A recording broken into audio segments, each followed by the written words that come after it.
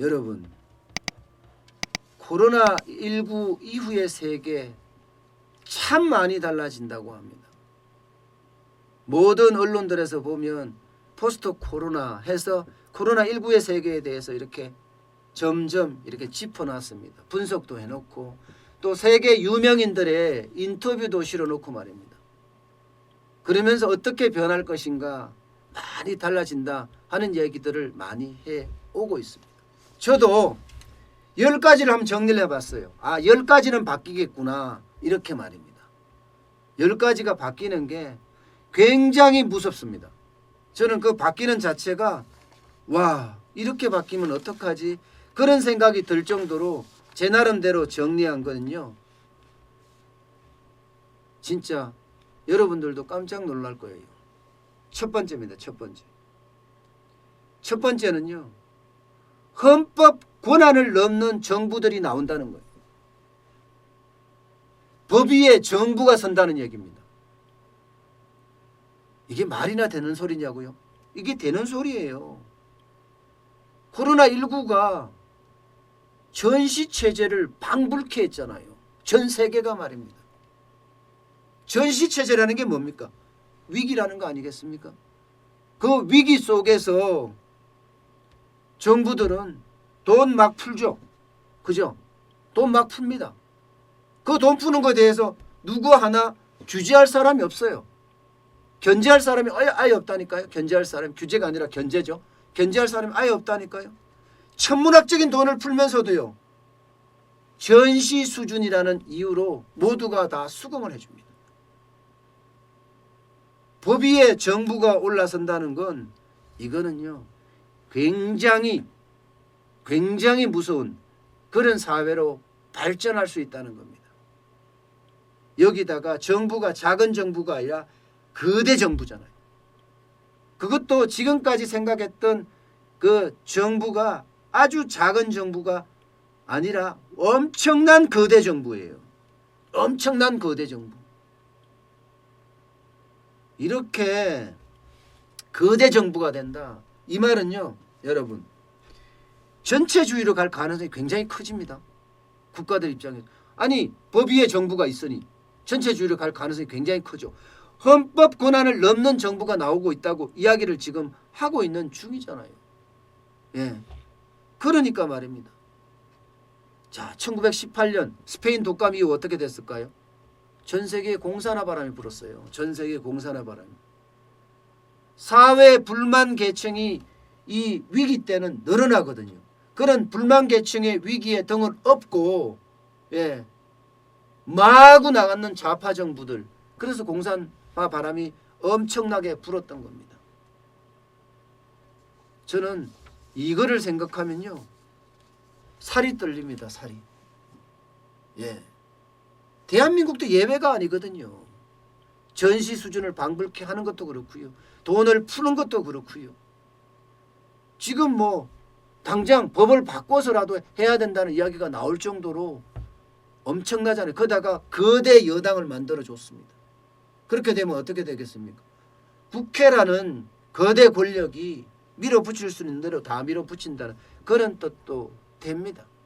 헌법도 바꿀 수 있는, 물론 헌법은 못 바꾸죠. 헌법은 못 바꾸는, 헌법은 3분의 2가 안 되기 때문에 못 바꾸는데 모르죠. 또 앞으로 어떻게 될런지. 그래서 이게 코로나 사태 이후에 첫 번째 변화가 이겁니다. 그래서 저는 충격으로 받아들이고 있습니다.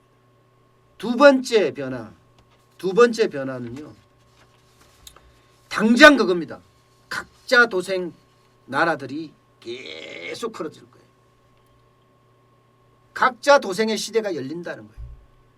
이게 제가 나라만 이야기했지, 이게 나라로 끝나는 게 아니라 기업, 개인까지도 다 각자 도생의 시대가 열린다는 겁니다. 탈세계화 바람이 불 거예요. 탈세계화 바람이. 도널드 트럼프 대통령이, 미국 대통령이 당선되자마자 아메리칸 퍼스트를 내세우면서 미국 중심주의를 꿈꾸었거든요. 그러면서 지지를 이끌어내고 지금까지도 그 지지가 유지가 되는 겁니다. 이런 각자 도생의 길, 그 나라는 그 나라끼리 먹고 사는 거예요. 영국이 유럽연합에서 탈퇴하는 거 보세요. 유럽연합에서.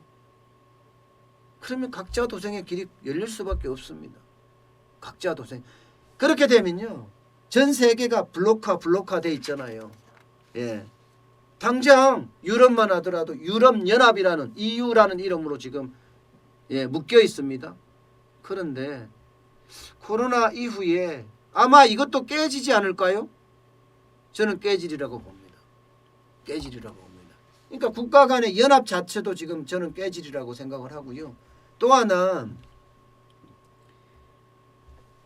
글로벌 산업을 보면요, 분업체계로 이루어집니다. 분업체계로. 당장 보자고요. 일본의 첨단 부품 생산하고 우리는 그 부품을 가지고 중간재 만들면 그 중간재가 중국에 가서 완성품을 만들어져서 유럽 시장으로 미국 시장으로 팔리잖아요. 이렇게 글로벌 분업체계로 잘 짜여져 있습니다. 이거 깨진다는 거예요. 자국 중심의 밸류체인으로 바뀌어진다는 이야기가 이미 나오고 있습니다. 자국 중심. 이것도 각자 도생의 하나의 방법이에요. 예. 그만큼 이게 세계화가 문제가 아니라 탈세계화로 가지 않겠느냐 하는 게 일반적인 전망입니다. 예. 그리고 세 번째는요, 전 세계에 일본식 장기 불황이 닥친다는 이야기입니다. 왜냐고요? 돈이 안 들어와요. 돈을 엄청 푸는데 각국에서 돈 엄청 풉니다. 예. 대한민국만 푸는 게 아니에요. 예. 전 세계가 돈을 풀어. 근데 돈이 안 돌아. 통화 승수가 뚝뚝뚝뚝 떨어지고 있습니다. 미국도 통화 승수가 떨어지고 일본도 떨어지고 유럽도 떨어지고 대한민국도 떨어지고 있어요. 통화 승수라는 게 떨어지면 안 되거든요. 통화 승수가 높으면 높을수록 돈이 확확 돈다는 이야기고요. 통화 승수가 낮으면 낮을수록 돈이 떨어진다는 이야기입니다. 근데 통화 승수가 낮아. 그러니까 어떻게 되겠습니까? 예. 이게 통화 승수가 낮다는 것은 돈이 안 돈다. 돈이 안 돈다는 것은 저물가도 가능하고요. 또 저성장은 이미 코로나19 때문에 와 있는 거고. 이게 바로 저물가 저성장 일본식 장기 불황 아니겠습니까? 그게 우리 곁에 와 있다는 거예요. 우리 곁에. 돈을 아무리 풀어도 안 되니까 말입니다. 돈을 아무리 풀어도. 예. 그만큼 지금 일본식 장기 불황이 전 세계를 덮친다. 이런 이야기가 계속 나오고 있는 겁니다. 그 다음에 네 번째입니다. 네 번째는요, 이 포퓰리즘, 인기 영합주의가 전 세계를 이끌 거다. 이런 얘기가 계속 나오고 있어요. 당장 우리도 봤잖아요. 인기 영합주의가 얼마나 영향력이 있는지 봤잖아요. 긴급재난지원금 준다. 이거 굉장히 큰 거예요. 예. 포퓰리즘 정책들 전 세계에서 굉장히 많이 나올 거라고 그렇게 예상을 하고 있습니다. 전 세계에서. 예. 그러니까 좌파 정부가 득세하고 그렇게 되면 포퓰리즘 정책들이 만연을 하지 않겠느냐 하는 게 지금 대부분들의 이야기입니다. 다섯 번째, 중국의 위상이 굉장히 달라질 거다 이렇게 예상합니다. 지금까지 세계의 공장이 중국이다. 예, 그렇게 이야기했고 중국은 실제로 값싼 제품을 세계의 공장 역할을 하면서 전 세계에다가 마구 팔아왔어요. 그런데 코로나19 이후에 어떻게 될 건가? 중국이 재패할 건가? 경제력이 더 커질 건가? 세계 경제에 차지하는 비중이 더 많아질 건가? 이거는 퀘스천 마크긴 해요. 왜냐하면 유럽 각국이나 뭐 독일만 하더라도 코로나19 책임 너네 져라 하고 있거든요. 그렇기 때문에 어떻게 될지 모르지만 중요한 거는 중국이 먼저 코로나19를 빠져나왔다는 사실이에요. 지금 유럽 공장, 미국 공장 셧다운되어 있는 상태에서 중국 공장만 열려 있어요. 그러면 당장 필요한 게 물이다. 뭐 물이라 가정을 했습니다. 그러면 중국 공장에 살 수밖에 없습니다. 중국 공장에서. 네. 저는 그런 위험성이 계속 나올 수 있다는 이야기를 제가 말씀을 드리는 거예요. 그리고 여섯 번째는요. 재택근무가 많이 늘어날 거예요. 이제는 우리가 생각하는 그냥 회사에 가고 출근을 하고 퇴근을 한다는 개념도 남한은 있겠지만 재택근무라는 개념이 굉장히 확산될 겁니다. 재택근무라는 개념이. 지금도 이미 재택근무가 되고 있고요. 그러니까 지금까지 어떤 모여서 일한다는 개념은 없어지고 흩어졌는데 시너지를 낸다 하는 쪽으로 굉장히 가까워지지 않겠느냐 하는 게 일반적인 추론입니다. 그리고 7번째인가요? 예, 7번째는요. 온라인이 지배한다. 이거는 뭐 이미 나온 이야기죠. 그죠? 재택근무가 되니까 온라인이 지배할 수가 있겠죠. 쿠팡 보세요. 쿠팡 1분기 매출이요. 4조 원을 훌쩍 넘었다고 해요. 4조 원을요. 작년에 쿠팡이요. 7조 정도 했어요. 7조를 좀 넘겼습니다. 작년 1년 동안. 그런데 1분기에 4조예요. 이러면 뭔가 혁명이 일어나고 있죠. 코로나19 이후의 사회는요. 기업들도 그렇게 달라질 수 있다는 거. 그만큼 많이 변할 수 있다는 거. 온라인이 그만큼 강해질 수 있다는 것을 뜻합니다. 롯데쇼핑도 문을 닫는 곳이 많고 이마트도 문을 닫는 곳이 많습니다. 그런데 쿠팡은 오히려 사람을 늘리고 있어요. 그만큼 온라인 쇼핑이 득세를 하지 않겠느냐. 예, 그렇게 지금 보고 있습니다. 그리고 8번째는요. 이 악수가 사라지지 않겠냐 이래요. 요즘 인사할 때 이렇게 하시죠. 아니면 이렇게 하시든지. 예. 그러니까 문화가 바뀐다는 이야기입니다. 문화가. 서양식이잖아요. 악수라는 게. 예. 그런 문화가 바뀌는 이게 사회적 거리두기를 하면서 이게 굉장히 영향을 많이 미쳤는 것 아니냐. 이렇게 지금 보고들 있습니다. 예. 그만큼 문화 자체가 이게 악수가 없어지면 우리는 너무 익숙하잖아요. 친근감이 많잖아요. 예. 그런 악수가 없어지면 어떻게 될까? 그런 생각도 저는 많이 들어요. 예. 근데 그런 문화가 바뀝니다. 악수가 없어지면서. 그리고 8번째인가요? 예. 8번째는요. 이게 젊은이들이 장기 실업이 늘어난다. 예. 장기 실업이 늘어날 수밖에 없다. 예. 이렇게 이야기합니다. 우리가 IMF 때 겪었잖아요. 아니 당장 금융위기 때 생각해 보자고요. 금융위기 때. 예. 금융위기 때 생각해 보면요. 그 당시에 밀레니엄 세대라고 해서요. 대부분이 어려움을 겪었습니다. 지금도 마찬가지로 젊은이들 실업난이 굉장히 우려되는 상황이고 지금 당장 젊은이들의 어떤 실업난도 점점 더 가중이 되고 있다. 이렇게 이야기를 할 수가 있는 거예요. 실제로 보면 잠재 실업률까지 따지면요. 지금 뭐 5명 중에 1명이 놀고 있다고 이야기할 정도로 젊은이들의 실업은 심각하거든요. 그만큼 어렵다는 이야기예요. 그만큼 어렵다는 이야기. 당장 뭐 자영업자들이 무너졌으니까 자영업자들이 무너졌으니까 어떻게 되겠습니까?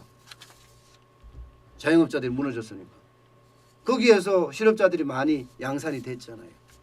예. 그러니까 이 코로나 세대라는 말이 새롭게 나오지 않을까 그렇게 생각이 되고요. 10번째입니다. 10번째. 10번째는요. 이게 환경 존중이 앞으로 환경에 대한 이야기가 아마 더 강해질 겁니다. 여러분도 지금 겪고 있죠. 파란 하늘 많이 보시잖아요. 우리 봄이거든요. 봄은요. 일주일에 적어도 한두 번은 하늘이 진짜 해참도 안 합니다. 예.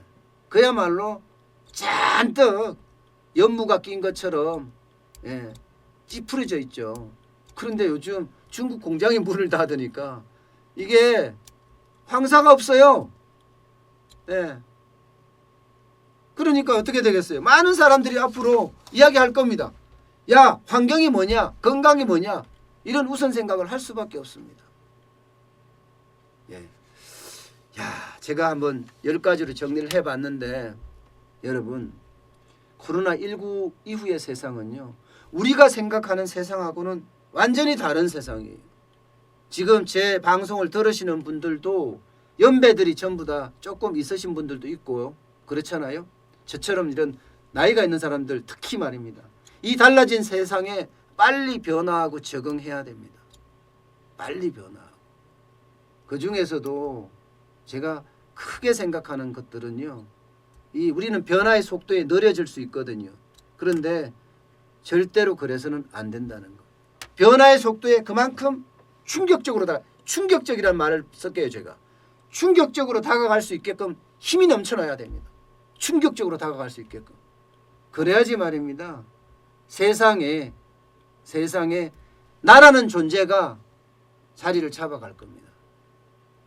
아마 인터넷이 확산되고 나서 말입니다. 그 당시에 인터넷에 굉장히 익숙하지 않은 세대들, 뭐 40대, 50대, 60대들 결국 인터넷 세상에서 많이 밀려났잖아요. 지금이 그런 세대가 또 올 거예요. 코로나19 세대 이후에는요. 그 인터넷 세대보다 이 PC 앞에서 잡반 두드리는 것보다가요. 스마트폰 하나 가지고 모든 일을 하는 그런 세상이 온다니까요. 자, 우리 있잖아요. 저는 이제 정환전 TV가 경제방송 열심히 하고 있으니까 제 방송 보면서 여러분들도 같이 어울렸으면 싶습니다.